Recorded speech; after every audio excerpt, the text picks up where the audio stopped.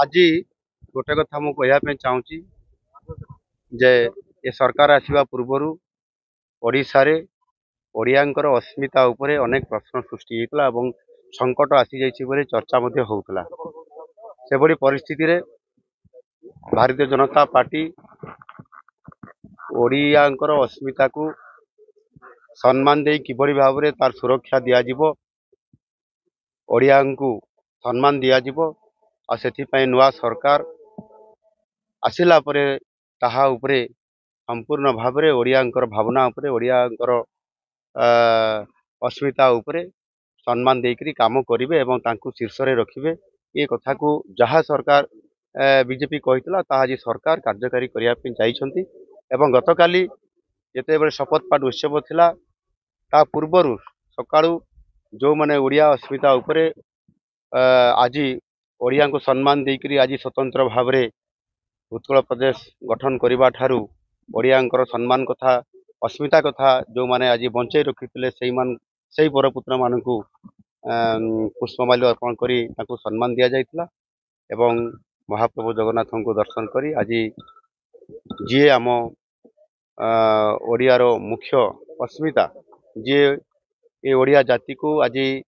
सम्मान दे बंचाई रखिछंती से उत्कलमणि गोपबंधु दास तांकर जन्मस्थान स्टांड को आसी सम्मानित करवा पुष्प अर्पण करवा ये राज्य सरकार प्रमुख ये भूमिका रही आज ताहा मध्य संपूर्ण भाव में ये ओडिशा सरकार ये आसछंती मो सहित आमर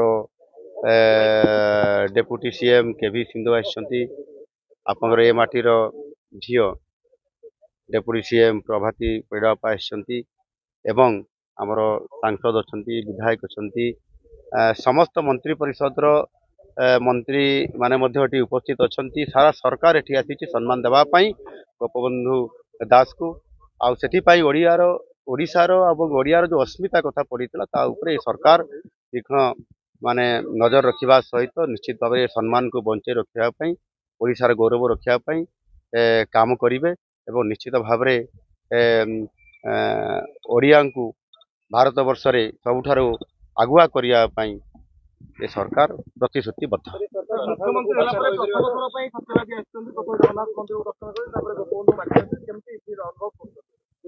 ये निश्चित भाव ये माटीर समस्त जो माने संतान अच्छी पुरीर एवं विशेष करके गाँव रु समस्त को देखिली आज चमत्कार भाव में उड़ीसा सरकार को स्वागत करिसंती एवं सेमाने आमको मध्य सम्मान करिकी जेभली भाव में एठी ओडियार अस्तित्व को आज एठी बजाई रखिसंती ता निश्चित भाव में धन्यवाद पात्र सरकार बहुत खुशी अच्छी आपण माने आमको स्वागत करिसंती आपण मानकु जो माने एठी अच्छी गाँव एवं ये जिलार समस्त जनसाधारण को आम सरकार तरफ बहुत बहुत शुभेच्छा दूची एवं धन्यवाद दौची धन्यवाद।